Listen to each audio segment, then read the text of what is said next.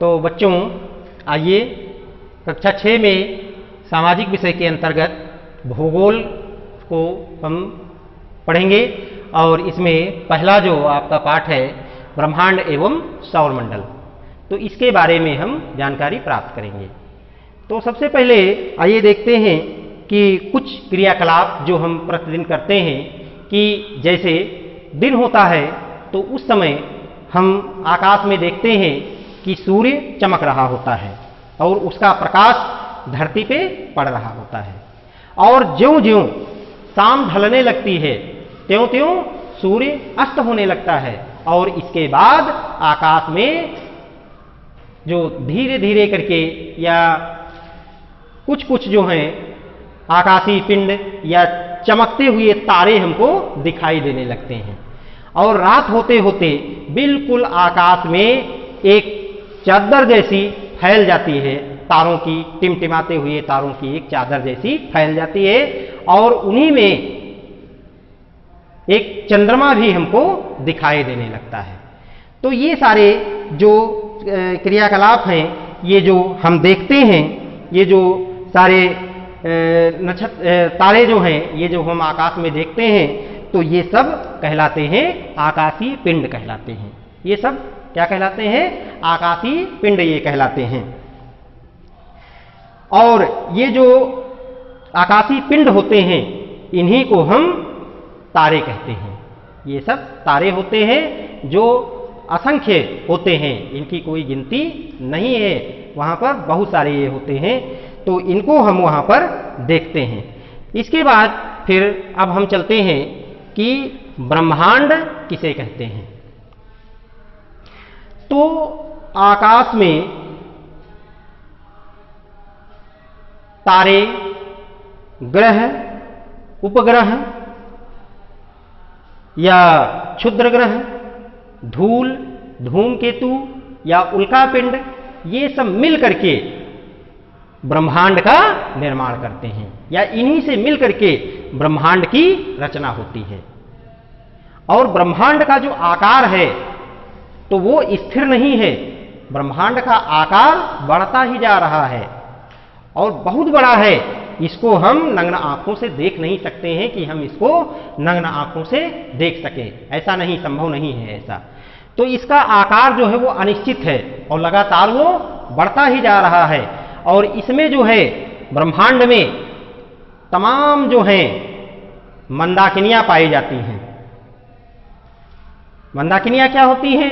मंदाकिनी जो होती हैं वो अभी आगे आएगा आपका, तो उसको बताएंगे।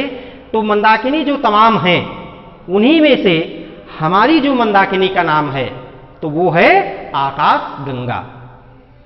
अर्थात हम कह सकते हैं कि हमारी मंदाकिनी या हमारा सौरमंडल जिस आकाश गंगा में स्थित है, तो उस आकाश गंगा का क्या नाम है? तो उस आकाश गंगा का नाम है मंदाकिनी नाम है। उसको हम मंदाकिनी आकाश गंगा के नाम से जानते हैं, जिसमें हमारा सूर्य है और उसके वर्तमान में जो 8 ग्रह हैं तो वो ग्रह हैं और उन ग्रहों के उपग्रह हैं, ये सब जो हैं इसमें पाए जाते हैं। तो ये कहलाता है आपका ब्रह्मांड।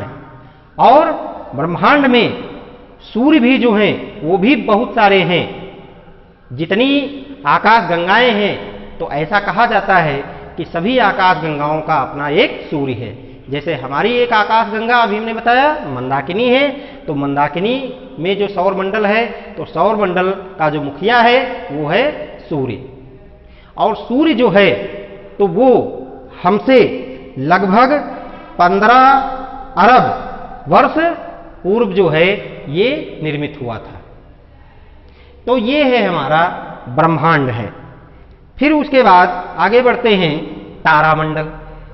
तो तारामंडल क्या होता है कि जब हम रात्रि के समय लेटे हुए हों या बैठे हुए हों तो आकाश में हम देखते हैं कि जैसे बादल जो होते हैं, दिन में हम देखते हैं कि बादल आते हैं और वो एक आकार बना करके दिखाई देते हैं और उसके बाद धीरे धीरे वो आकार उनका मिटता चला जाता है। तो इसी तरह से सेम रात के समय में भी हमको तारों का भी एक आकार दिखाई देता है, जिसको हम देखते हैं तो ऐसा प्रतीत होता है कि हाँ ये देखो ऐसे जानवर जैसा ये लग रहा बना हुआ है। वो तारों का एक मंडल जो होता है वो बना, उसी तरह से वो पास पास में होते हैं, तो वो एक आकृति जैसी वहां पर दिखाई देने लगती है। जैसे कभी कभी हम देखते हैं कि एक आकाश में तारों के समूह के द्वारा जो है एक भालू जैसी आकृति दिखाई देती है,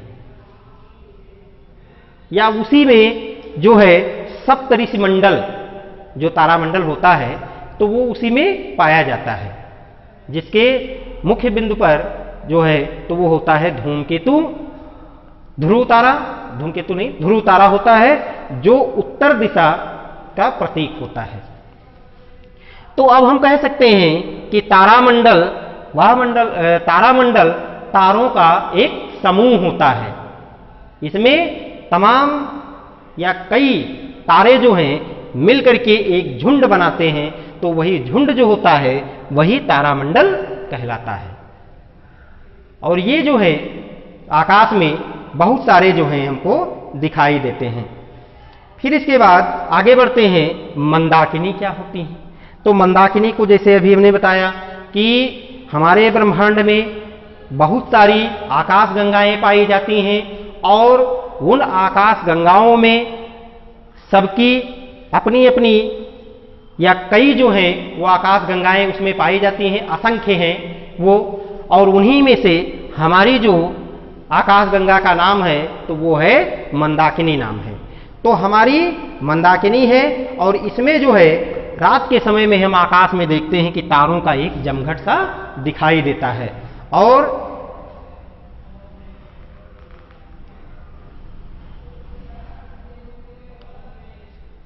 हमारी जो मंदाकिनी है तो इस मंदाकिनी का जो मुखिया है, अर्थात हमारी जो मंदाकिनी यानी आकाश गंगा है हमारी, तो उसका जो मुखिया है वो सूर्य है, और उसके जो सदस्य हैं तो वो 8 ग्रह और उनके उपग्रह हैं। तो ये मंदाकिनी होती हैं।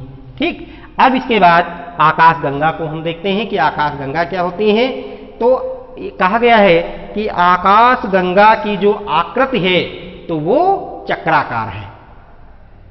चक्र के रूप में ये हमें आकाश गंगा दिखाई देती है, और ऐसा ये प्रतीत होता है देखने से कि एक तारों की नदी जैसी प्रवाहित हो रही है। ऐसा देखने से प्रतीत होता है कि तारे जो हैं वो बिल्कुल पास पास में होकर के दूर तक चले गए हैं एक श्रेणी में। तो ये दिखाई देता है कि हाँ वो एक तारों की नदी जैसी बह रही है। तो उसी को हम आकाश गंगा के नाम से जानते हैं। ठीक है, और यह 1,00,000 प्रकाश वर्ष लंबी और 1,000 प्रकाश वर्ष चौड़ी है। हमारा सूर्य जो है तो अपनी आकाश गंगा के केंद्र में एक कोने में ये स्थित है। तो इस तरह से ये आकाश गंगाएं हैं। इसके बाद फिर निहारिकाएं हैं। तो निहारिकाएं क्या होती हैं कि ब्रह्मांड में गैस तथा धूल की मेघराशियां पाई जाती हैं, जिन्हें निहारिकाएं कहा जाता है। यानी ब्रह्मांड में गैस तथा धूल की, गैस और धूल की विशालकाय मेघराशियां पाई जाती हैं। तो इन्हीं मेघराशियों को ही कहा जाता है निहारिकाएं। इनको निहारिकाएं कहा जाता है। और सौर मंडल का निर्माण भी एक विशाल निहारिका से ही हुआ है। तो इस तरह से जो है ये इसमें यहां तक, और फिर इसके बाद आगे। तो अब इसके बाद देखते हैं ग्रह। तो ग्रह क्या होते हैं। तो ग्रह वह आकाशीय पिंड होते हैं जो सूर्य के चारों ओर चक्कर लगाते हैं, और इनमें अपना स्वयं का प्रकाश नहीं होता है। ये सूर्य के प्रकाश से प्रकाशित होते हैं। तो ये कहलाते हैं ग्रह कहलाते हैं। ठीक है, तो अब ग्रहों की जो संख्या अगर देखी जाए तो हालांकि इसका जो डिटेल है वो हम अगले पार्ट में पढ़ाएंगे, आगे दिया हुआ है बुक में। तो ग्रहों की संख्या जो है वो वर्तमान में 8 है, लेकिन पहले 9 थी।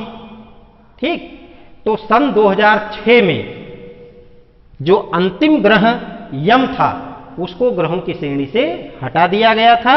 तो अब वर्तमान में केवल 8 ग्रह हैं। तो हमारे सौरमंडल में 8 ग्रह पाए जाते हैं। इसके बाद फिर दूसरा जो है वो उपग्रह है। तो उपग्रह कौन होते हैं? उपग्रह ग्रहों के टूटे हुए भाग होते हैं और ये अपने ग्रह की परिक्रमा करते हैं। ठीक है, उपग्रह क्या होते हैं? उपग्रह ग्रहों के टूटे हुए भाग होते हैं और ये अपने ग्रह की परिक्रमा करते हैं। ठीक, और जो हमारे कुल 8 ग्रह हैं, तो इन 8 ग्रहों में कुछ 2 ग्रह ऐसे हैं जिनको छोड़ दिया जाए तो बाकी के उपग्रह सबसे ज्यादा पाए जाते हैं। उनमें उपग्रह होते हैं। जैसे हमारी पृथ्वी जो है एक ग्रह है और हमारी पृथ्वी का जो उपग्रह है तो वो है चंद्रमा। तो इस तरह से ये उपग्रह हो गए। अब इसके बाद चलते हैं क्षुद्र ग्रह। तो क्षुद्र ग्रह कौन से होते हैं? क्षुद्र ग्रह जो होते हैं ये बहुत ही छोटे आकार के ठोस पिंड होते हैं। ठीक है, क्षुद्र ग्रह जो होते हैं ये बहुत ही छोटे ठोस पिंड होते हैं जो संभवतः किसी ग्रह के विखंडित होने से बनते हैं। ठीक है, जो ग्रह ऊपर हमने बताया तो इन्हीं से अलग होकर के ये क्षुद्र ग्रह बनते हैं। तो ये बहुत ही छोटे छोटे ठोस जो होते हैं पिंड होते हैं और ये किसी ग्रह के विखंडित होने से ही बनते हैं तथा तारे की ये परिक्रमा करते हैं। मतलब ये ग्रह से अलग होते हैं और उससे अलग होकर के ये किसकी परिक्रमा करते हैं? तारे की, अर्थात हमारे सौरमंडल में जो मुखिया हमारा सूर्य है तो सूर्य के चारों ओर ये परिक्रमा करते हैं क्षुद्र ग्रह। इसके बाद फिर उल्का पे आते हैं। उल्का क्या होते हैं?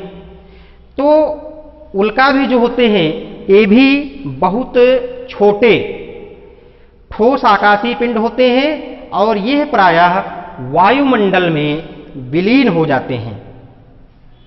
कुछ उल्काएं जो होती हैं तो जब पृथ्वी के वातावरण में ये प्रवेश करती हैं तो ये अचानक से जल उठती हैं। और कभी कभी ये उल्का जो होती हैं तो इतने बड़े ये उल्का पिंड होते हैं तो कभी कभी ये पृथ्वी पर गिर करके उसको क्षति भी पहुंचा देते हैं। वहां पर जो है ये बड़ा सा गड्ढा या वहां पर ये हलचल उत्पन्न कर देते हैं। इससे जो है वहां पर नुकसान काफी हो जाता है। तो ये उल्का पिंड कहलाते हैं या इनको उल्का कहते हैं। तो इस तरह से जो है ये उल्का हो गई। अब इसके बाद हम सूर्य पर चलते हैं। तो सूर्य जो है, सूर्य हमारे सौरमंडल का एक मुखिया है और जो ग्रह हैं वो सभी ग्रह सूर्य के चारों ओर घूमते हुए उसका चक्कर लगाते हैं और इन ग्रहों को जो प्रकाश की प्राप्ति होती है तो वो सूर्य के द्वारा ही प्राप्ति होती है। सूर्य का प्रकाश पृथ्वी तक आने में 8 मिनट 20 सेकंड का समय लगता है। इतने समय में ये प्रकाश जो है सूर्य का वो पृथ्वी तक आ जाता है। और सूर्य जो है हमारी पृथ्वी से लगभग 15 करोड़ किलोमीटर दूर है यहाँ से, हमारी पृथ्वी से।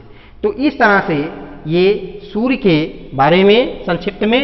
और फिर अब आज जो है यहीं तक, और अगला वीडियो जो दूसरा पार्ट इसका होगा वो हम फिर लेकर के आएंगे। तब तक के लिए धन्यवाद।